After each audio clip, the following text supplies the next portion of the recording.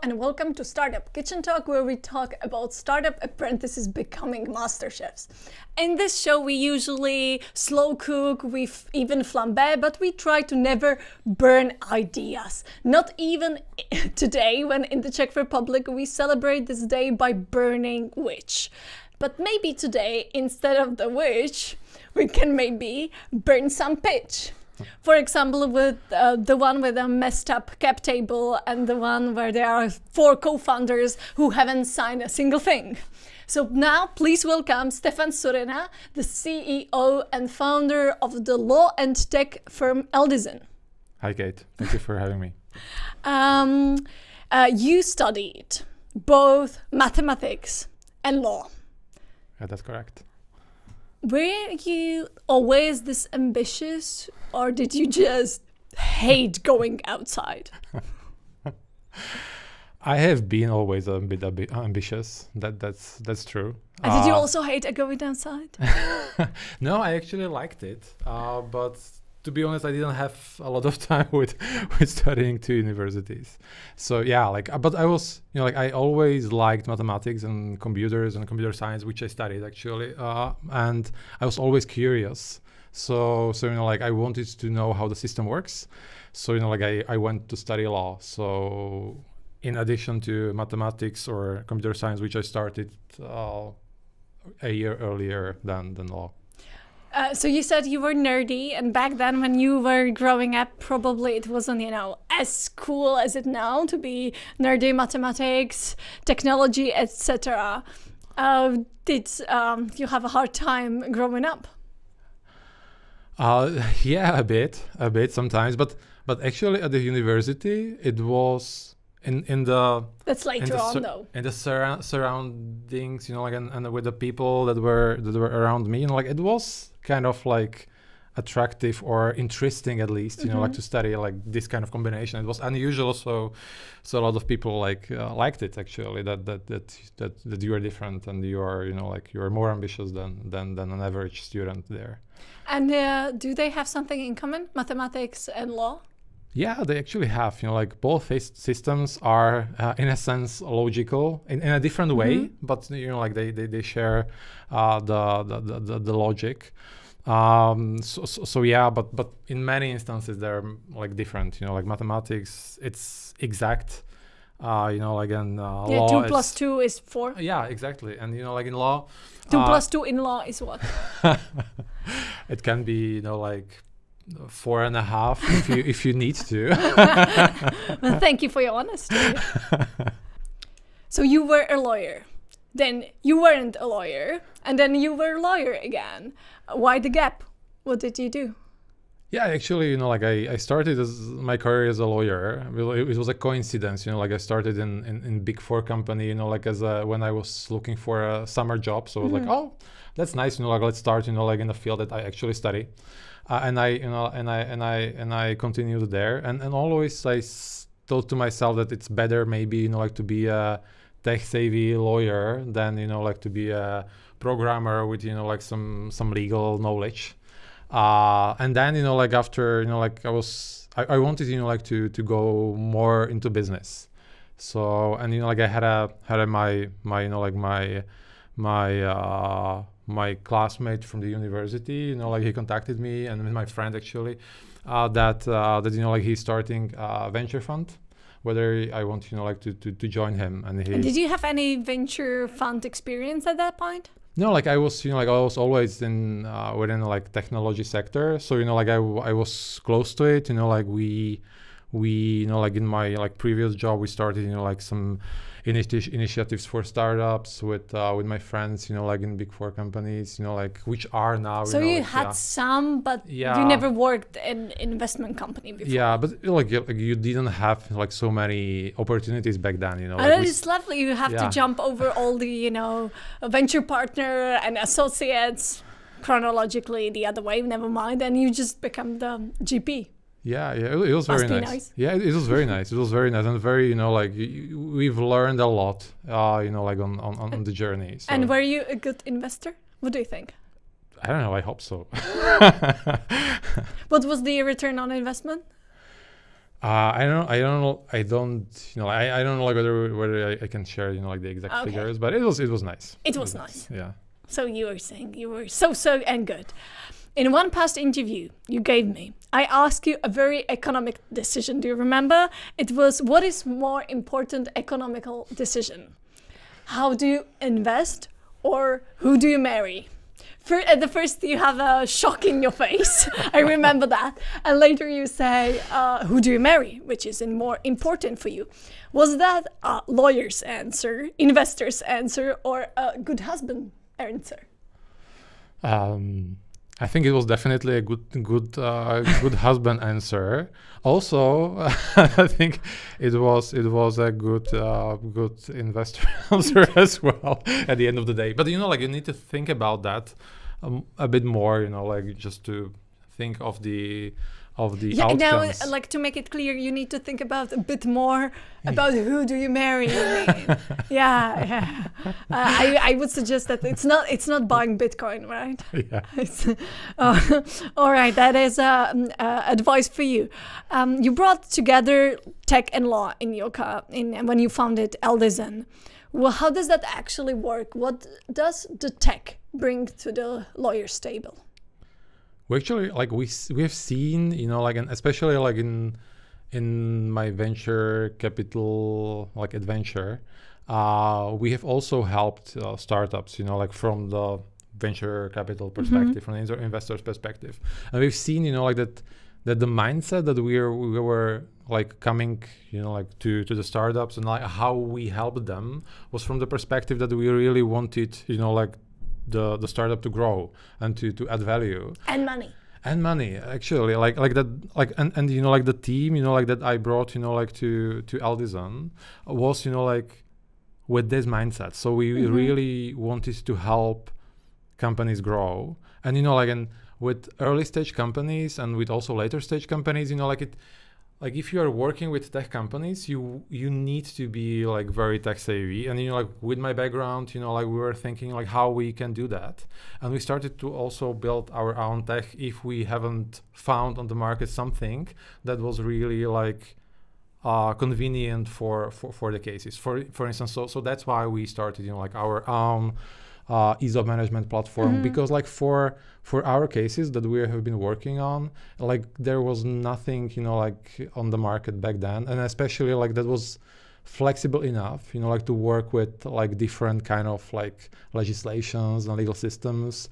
Was all the tools that were on the market were, you know, like US based, or you know, like has been able to work with UK stock or share options in the UK. So you know, like then we thought, you know, like this is a good start, and we'll, you know, like we'll also build our own tech, you know, like on top of that, you know, like to be able to help, you know, like the early stage companies, you know, like via tech only, because like they couldn't afford, you know, like to be, you know, like supported by people, because it would be, you know, like too expensive for them. So we wanted. So you know, they're to help supported them, by technology instead of an in-house person at that point? Or how does that look in practice? You know, when you say you are a techie lawyers, what does it mean? Does it mean less paperwork? Does it mean super techie cap table, not using Dropbox or a Google Drive? What does it? How does it look in practice? Yeah. It's, you know, like it's, I think all together, because like we were working from the very beginning. We were working like as a tech company from the inside, you know, like we have been not working as a law firm. Like if you came, you know, like to our offices, you know, like in our, you know, like, or anytime, you know, like we are, you know, like very similar to a tech firm. So our tech stack is very similar to a tech firm. So that's why we are cooperating also with our clients, like in a way that is very convenient to them. You know, like where, for instance, like we are not communicating that much via emails, where we're communicating rather via Slacks, because like we are using Slacks as well. You know, like whenever we had in the past a problem, like how to allocate tasks, like we have, you know, like set up, you know, like ticketing system that you know like that was transparent to the clients. They have seen you know like what you know like what tasks who from the team like in was an IT working department. on. Exactly. So we have been working always differently from the tech perspective, and also like we have started to build you know like our own products that have been aiding you know like clients you know like to be able to manage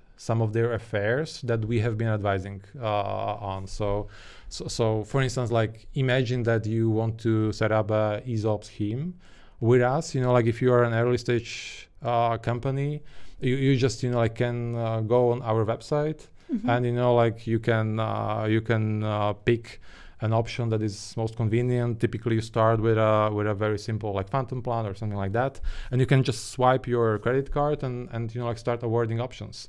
And that it's that easy, instead of you know like when we first started to work on an ESOP plan with one of our first clients, it was like it took a year.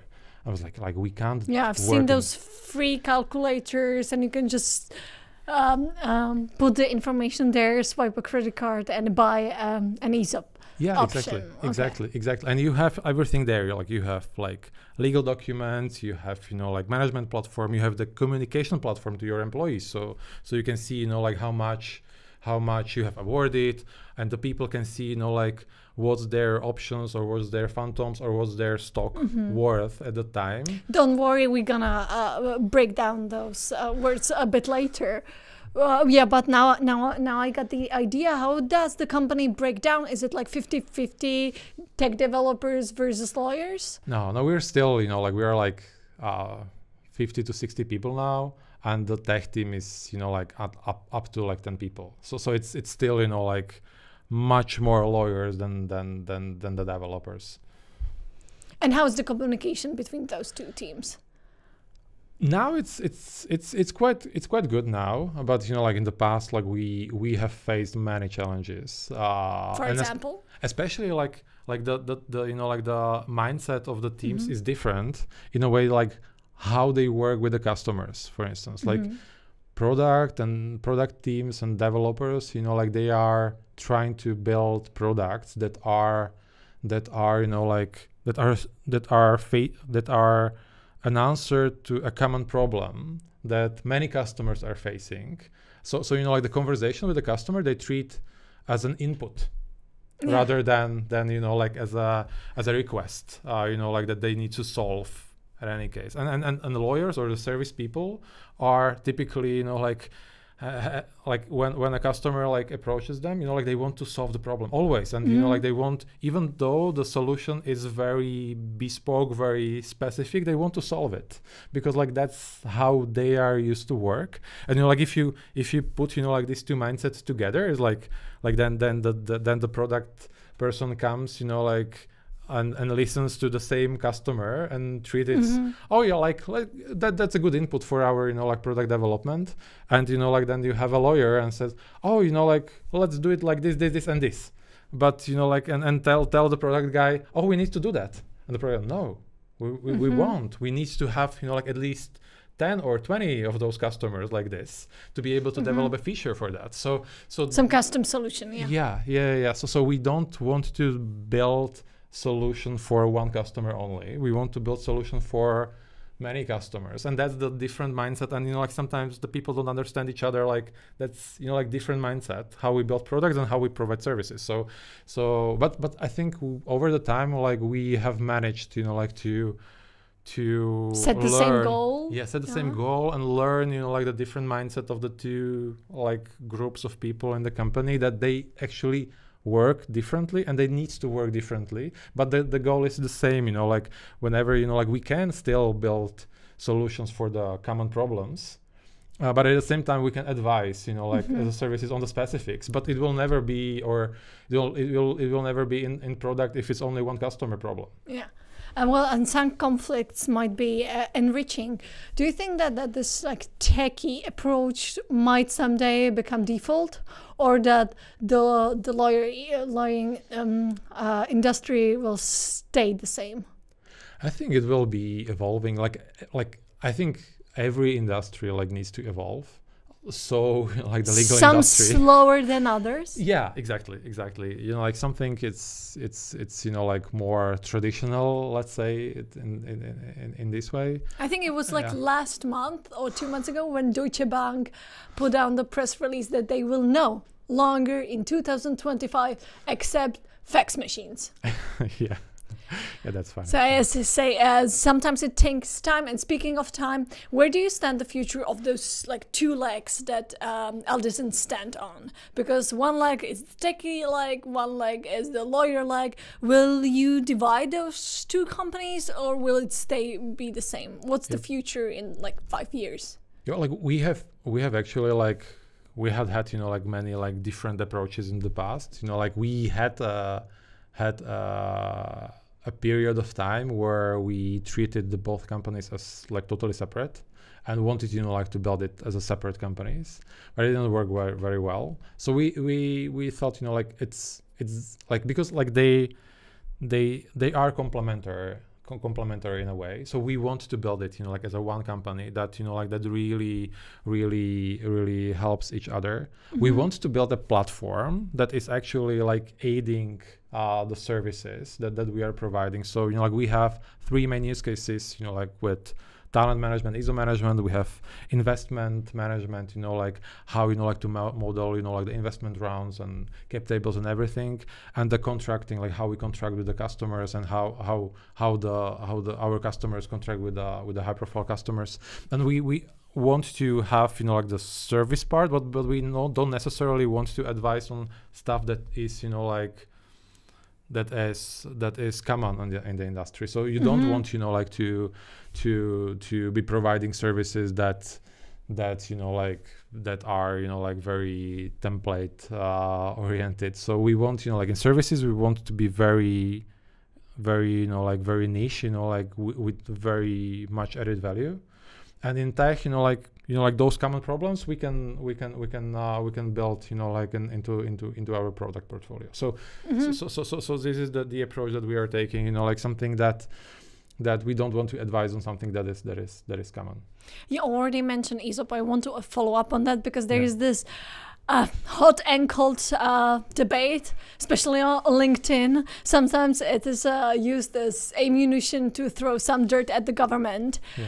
But you work with ESOPs in practice. So do startups actually want them, or is the whole debate slightly meta? I think they want them. They want them, but you know like not everyone. Mm-hmm. They need to fulfill certain requirements, you know like for them to be attractive as a motivational instrument, because like ESOPs are a way of sharing the success or sharing the growth. Motivating.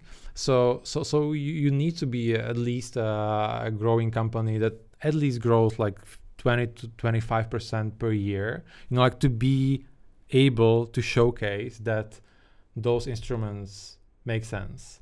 And you need to be able to communicate to those people like that it actually makes sense, because like what we've learned that why the employees weren't excited about ESOPs was they didn't understand that. So we really tried, you know, like to put together a lot of like educational stuff and you know like and help also startups and founders, you know, like to explain what actually ESOP means for their employees, like how to work with the motivation. So because like it was very important, you know, like to help also with this aspect. And if we simplified it, if we want to say to whom it is fitting and to whom it's not a good idea, we can say it is the growth.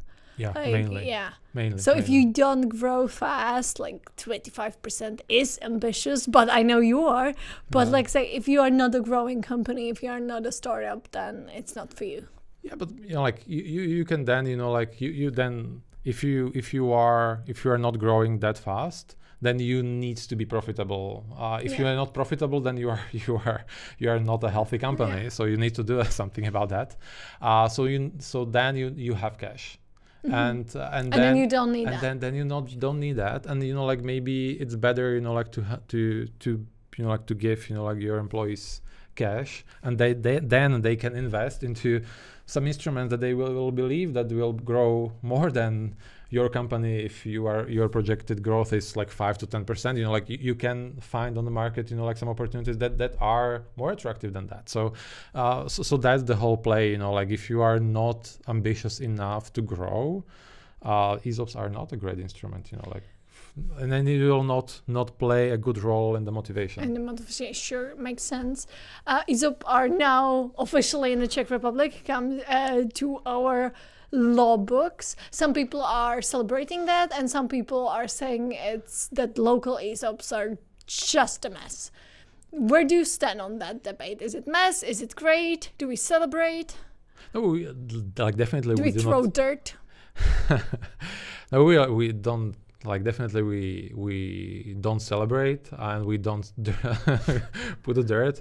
Like I'm somewhere like in the middle of that debate, because like I appreciate that there is a discussion, that there is some movement in the right direction. It's not ideal, and like many surrounding countries are moving much faster. So that's something that is worth mentioning, but and like they can then attract like talent like to those countries, but that's like the only play that we are slower than like than countries around us. So that's the main thing like mainly on the taxation perspective, but like from they build highways faster. Of course. So what is the biggest obstacle when implementing ESOPs? Are we talking legislation, the taxation that we have in our local form, or the fact that most people still think that Phantom is just a comic book character? Maybe the third one, but in a different way, like because I guess as we discussed previously, like people don't understand that still. And if you don't understand something, and like you have to differentiate whether you get like some specific figure on your account each month at a specified date, like it's easier to understand than if you have like some instrument that will promise you like some cash payout after a long period of time based on like 12 conditions. So it's like it's yeah, you it's lost hard me there. I was like I was just imagining it. It's like no. Yeah, it's difficult to understand. So that's one, like why it's not used that much as it could be. Because it's very complex. Yeah, it's very complex. And the second one is like when founders like they realize, oh, we want to have ESOP, or like the investors tell them, oh, you should have an ESOP, and put it into the investment agreement that, oh, you need to allocate like 10% ESOP, so they need to do something about that. And then like they got stuck on like they don't know like how much they should award like to different people. And we have seen those problems coming again and again and again. So that's why we come up come up with an idea that, oh, we could like create some form of calculator. Then we can like founders can play with it. That we will help them out like with the thinking around that, because like without that they would never be able to start like the journey with ESOPs whatsoever. So allocations was also the second thing. And so what percentage would you say when implementing ESOPs, when working with startups, what percent of that is explanation, education of your work? I mean, it's huge. I mean, like we thought like that. Like as I told you, that we have a technology that enables you, like to start with ESOP, like by swiping your credit card and just start awarding. But in reality, like just a handful of startups have done so in the past, because like they always, like stop and say, oh, it's such a huge decision for me. I need to understand it. and we spent like few calls explaining how it works, what are the outcomes, and when they are when they understand it, they're happy to do it. But like the education part is huge. It's usually like 2 to 3 calls, like with just explaining how it works in different scenarios. And even though like you provide the materials, it's still you need to go through it. Maybe you should shoot some video tutorial explaining it. We've started to do that. Oh, as well. okay. Yeah. Well, still my idea. You describe Eldison as external in-house counsel. How is that not an oxymoron? Like external in-house counsel. External in-house counsel. Yeah, like we call it also a fractional counsel as well. So it's maybe more accurate. It's less paradoxical, yes, but still. Yeah, but like imagine that you started, like to build your company, and you have some legal needs. And like you don't want to pay an internal lawyer, but you want to have someone to help you out with legal matters as if they were internal. So like and our team has done it like many times. And like if you can have like just partially the capacity of a person from the team that has done it like 10, 20, 30, 100 times, and can resolve the things that are common in the industry very fast, and like based on your business needs, that's always better, because like you will pay just a fraction of what you would pay like to an internal, to have an in-house lawyer. Internal lawyer. Yeah, those lawyers are expensive. You mentioned already some few mistakes that startup founders or startupists or investors can do at the beginning of a startup's life cycle. What are some of the strangest things, the bizarrenesses that you've seen? Bizarrenesses, like there are many of them. Like it, and it's also like it's connected, like to how like the ecosystem like is changing over time. And like I think that there has been a lot of discussions around like how are local investors investing, and what like they want to see like as a terms of their investments. So like just I thought like that the market has shifted in a way that we are having investors that are more like upside looking and not protecting their downside in a venture capital. Yeah. And those it's still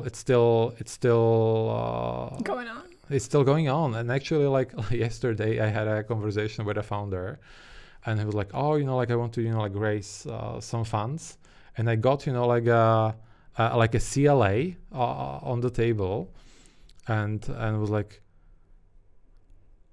I don't know what to do it, because like it was. You need to explain that. Yeah, it was like it was a loan, not to the company, but to myself, and like, and they wanted to like me to the physical of the founder, yeah, to the natural person, the founder, and they actually wanted me to sign a promissory note.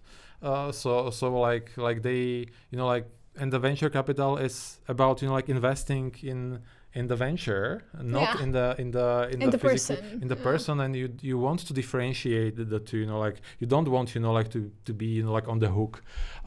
You say you were investing in a team, but just figuratively, yeah, legally, exactly. you're investing in the company. Yeah, exactly, because like who like from the founders would be willing to risk if they will be risking like their personal asset, their house, like will be endangering the family, which actually still is on the market, and some investors want to endanger it because like they want to protect their downside, and it's not a great practice, but like. And that was yesterday. And that was yesterday, because like. I thought you're gonna go like 5 years ago I've seen this messy cap table. I didn't think you're gonna say yesterday. Yeah. It's surprising, because like I thought like, and there are a lot of good VCs on the market already that have the right mindset, the upside looking, because like when you are upside looking, then you don't care that much about the downside, but you really do everything what you can to support the growth of your I think company. somebody calls this a venture capital. So you think that the strangest thing that it's still going on, the biggest of bizarrenesses, is investors still protecting first and foremost their assets? Yeah, like that's one. There are many of like this kind of like instances, like that. Can you think of another one? Yeah, like you have, for instance, like we have seen investors owning like 40% of the startup. Then the startup like came to us, like, oh, like, let's help. Like, can you help us, like to raise, like another round, like Series A? Like it will be like really difficult, and it was actually difficult. And did you manage though? And we didn't actually. Like we really tried a lot. And like eventually the founders then thought it would be better to exit. They actually sold the company. And the investors didn't want to like how to devalue themselves, liquidate themselves. Yeah, I think like they were happy, like with the return. So it was. So we're keeping 40%. Yeah. And the return was good. So everyone, like. Investors were happy, like founders didn't want to fight, and like they were like, oh, like it's still better than like just to fight, like another like years or so. So, yeah, like it, like after all, like it was that there has been some resolution, but it could be much better. Yeah. Is there a lesson learned from this? Like, don't take such investor who doesn't want to invest in the company, or don't take investor who asks for 40%. What is the lessons learned here? Well, like definitely. Like you want to keep your cap table healthy to be able to like to raise another rounds in the future. So that's for sure. But sometimes like just I must say like sometimes it's very difficult, because like sometimes you don't have other option. Maybe you are in a phase where like you need really money, and you are in a situation where you either like to put the company like into liquidation or bankruptcy, or like take like some money which are under those terms. So like I appreciate it's a difficult decision for this kind of founders, but like if you want to build a really successful global company, like this is not the good way anyway. Like maybe to like to close the project and start another one. Okay. If you want to build really a huge company. You said what techie things Eldison does. You offer free calculators for ESOPs.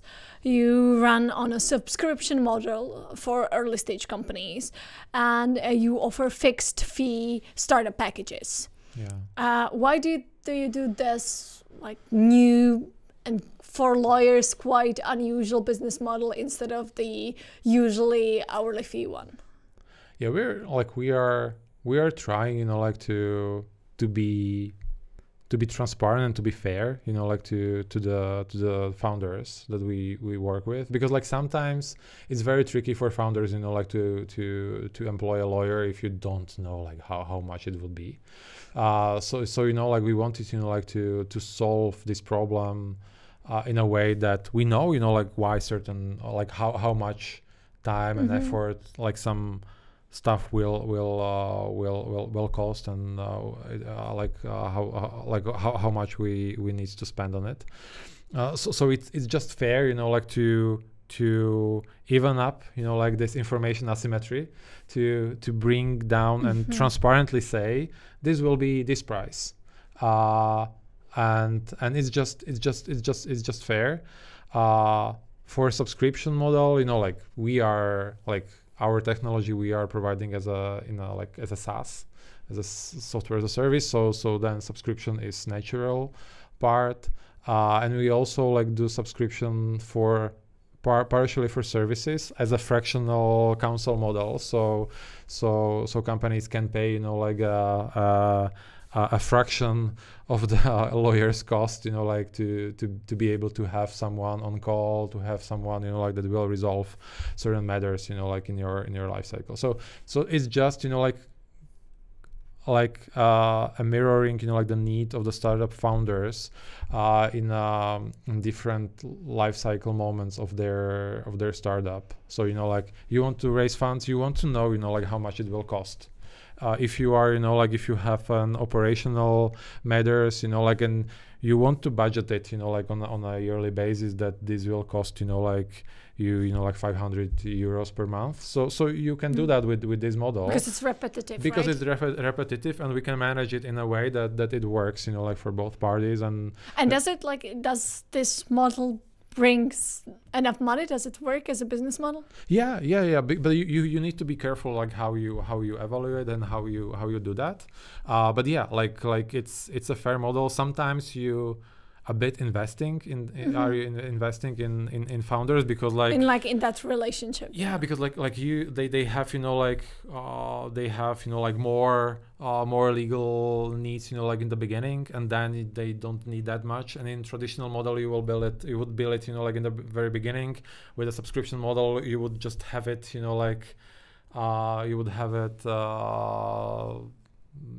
it divided in time, so you like get money a bit later. But, you know, like it's typically for early stage founders, which is like fair, because like we still feel with many things that we are doing that we want to support, you know, like the early stage founders to grow. And this is like one way, you know, like how you can support it. Yeah, me personally, I have a strong beef with subscription models on everything. Yeah. But I got to say, in this case, it makes sense. How are other law firms on the local lawyering playgrounds? Do they accept the innovation, or do they, you know, talk shit about you?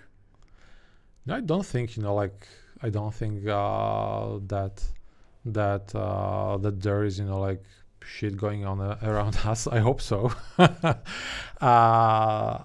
Yeah, like I think, you know, because like you're doing something differently, you are offering different payment system, you're doing something, you are producing information and content that now the founders can get for free, and before that they could have charged for it. So isn't that creating some beef on the lawyer playground?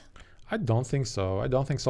Like and especially like in our field, the lawyers are trying to you know, like to be innovative in a sense. So, you know, like I think in many instances we see that they, you know, like what we do, they see it as an inspiration for their model. So I think you know, like I don't feel like that they are offended too much by our approach.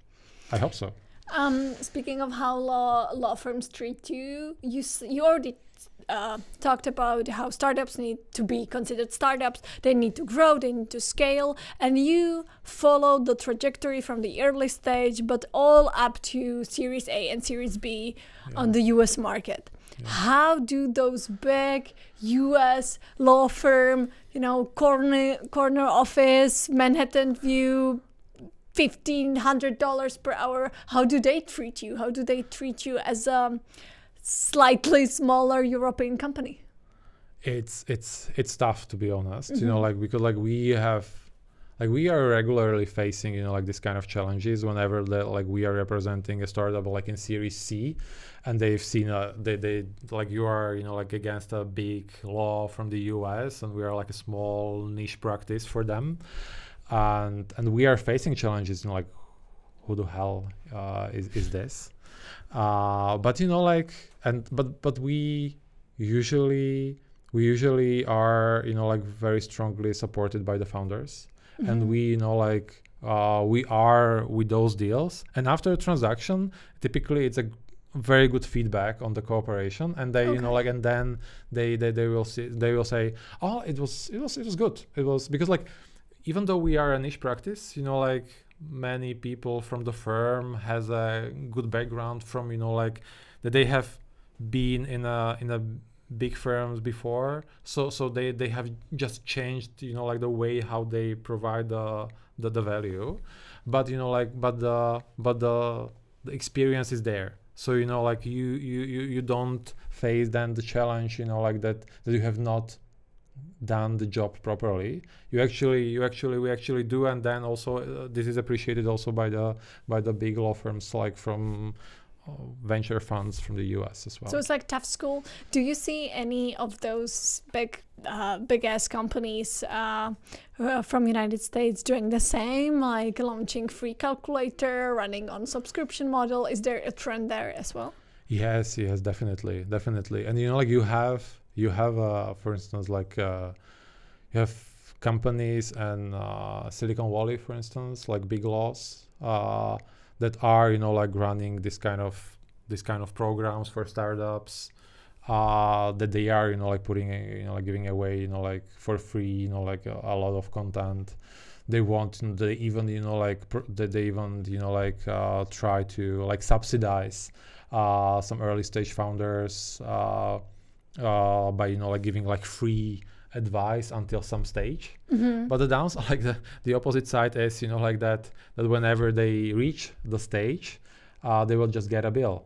And I heard a lot of stories, like when founders in the US just got a bill for $1 million for legal services for the past 2.5 years, and they have never received a note from these offices that like they will be actually charged like after raising a seed round.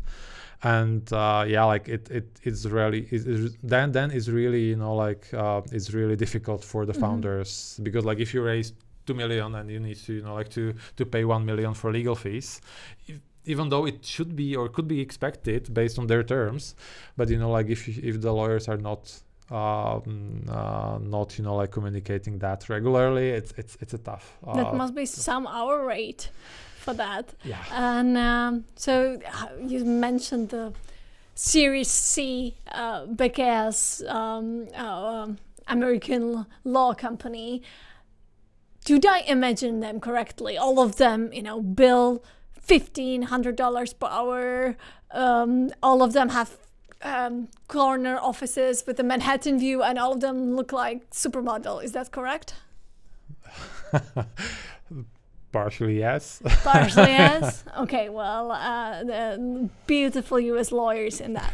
The US market is slightly nervous these days. You see, the stalling of IPOs, late stage funding is drying up. Do you still think that USA is the dream market for CEE startups? Is that still the goal, to go to US? I think the US, it's still, even though like that there are some changes happening there. US is still a huge market. It's a huge market opportunity. Like culturally, it's very similar to us. Like you speak English there. Like it's culturally similar. Like comparing to China or India or like these kind of markets. And like it's very consumer oriented. And also like there is a huge amount of capital out there. So from all of those aspects, it's still, I think, worth trying, like to go to the US market because of the economy and of the consumption that is there. And yeah, like I still feel, like that it's worth going there, even though, like fundings in the later stages will be tougher. But if you are a great company, and you still will be able to raise. Or maybe you can, stall and try another year. Yeah, of course. You already, when we talked about ESOPs, you mentioned the term phantom. What should we understand the term phantom as, other than the French movie Phantom S? Phantom S. Phantom S. No, Phantom S. It's Phantom S. Phantom S. Yeah. Phantom SS in the worst case scenario. Yeah, like phantom, like it's just like a mimic of the like real options or real share schemes. So basically, it's a contract. It's just a contract between the company and the participant of the program that will actually provide you with the value of the delta between the value of the company now when you enter the program and the value of the company at exit or at your exit. So you don't hold any actual shares. You don't hold any actual shares, but the mechanics and like the logic behind that is the same as if you had as if you owned options or shares. So that's why like it's very good way to start, because like you can have phantoms from the very beginning and it's easy to start with. You just like start with all the economy and like you set it up. You delimited the pool and everything like that. And whenever you are big enough and you want like to do it like more like asset based in an asset based way, you always can change that. So this is this is I think good way to start, and especially if you don't have an incentivized schemes here, and this is what we discussed now, would be before. It's a good way to start now. If there doesn't that offer more ways how can startup founder be eventually screwed over? What do you mean, like? Because it still seems like, maybe just from greenhorn point of view, it seems like when you hold an actual shares, it is like set in stone, and you are there, and you have the rights, right? At this virtual ones, first of all, I feel the same thing like when it's a contract, when my friend explained me NFTs, but again to this, it's just a contract and you don't hold any actual shares. Does it offer any way that you can in the end be screwed over, or is it similarly safe? I think it's similarly safe because like even though like you have in many other jurisdictions, or like you own actually the assets or the options, it's very rare that you would have also like the voting rights and like this kind of like rights that would entitle you with the ownership. So typically the options and the assets are like connected to like just the value, which is also provided by the contract. So this is like this is something that that brings you like very similar treatment in this sense. The downside could be taxation, and that's why all of the discussion is going on. Because like the phantoms are very similar as if you had an option to share in Czechia. So there is no difference basically, or very limited difference, like in this treatment. So then it's no brainer, like to start with phantom and change it in the future. And especially if you go abroad, for instance, like if you scale to the UK or scale to the US and you want to hire talent there, and whenever they have an incentivized scheme, you need to have an incentivized scheme as well, because like it would be, like from the motivational perspective, like if you have a great candidate and you have, like an incentivized scheme in the UK and your competitor has an incentivized scheme in the UK and you don't have it, then then the candidate would probably, like if you are not a much greater company, they will opt for that one, because like they will know that they will get more from the program.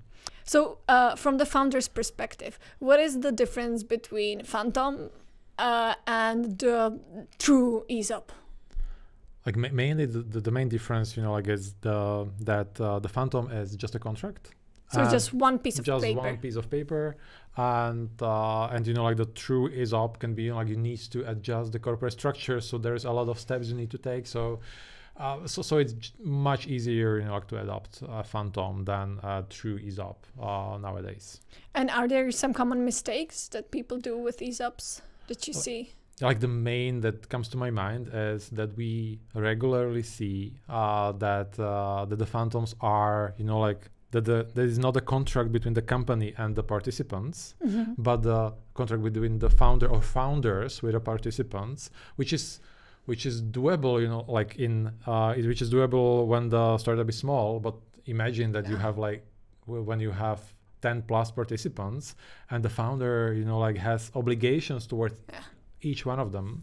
So so this is like that we see regularly, and sometimes we need to rework like this kind of concepts and fix that. Yeah.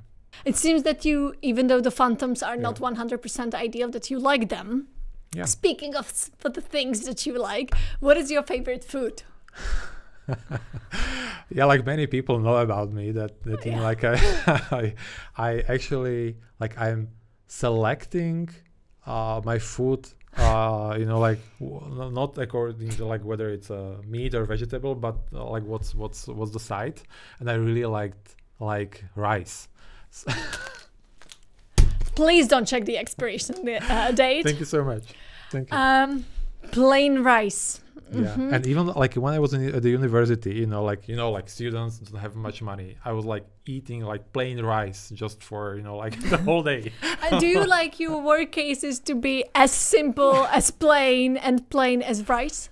Yeah, because like it's make the things easier. So yeah. Yeah, choose rice over pasta. And speaking of the food, I am obliged to ask, as every guest I have on, what is the weirdest food you've ever eaten? Weirdest food, you know, like every time, you know, like I'm thinking about food and, you know, like some negative experiences with the food. Like the only thing which comes to my mind is when we, you know, like when we were traveling with my then future wife. Yes. Future wife in Southeastern Asia. I think we were in Thailand. Then that one that was better investment than your portfolio. Yes. Yeah, exactly that one. And you know, like we've been, you know, like and I was able and I was preparing myself for for proposing her at that time. And we went for a food, and we were, you know, like, and we got some food, like we went to the restaurant, but, you know, like the food was brought from the outside. So it was like some kind of like a street food. And, you know, like then we went to an island where I proposed. And when we were canoeing back from that island, and I was like, she said dizzy. Yes, I guess, I presume. Yeah, she said yes. And I was so, you know, like feeling unwell. And she as well. I was like, is this, you know, like because of the food or because of, you know, like the having, you know, it was the food. But it lasted, you know, like for the 2 days after that, so it was definitely a food. What food poisoning, what an engagement celebration. Yeah, what an engagement celebration, exactly. I hope that your progress will stick with you as this sticky rice. I just made that up. Thank you so much for being with us today. Thank you, Kate. Stefan. Thank you for having me. Thank you.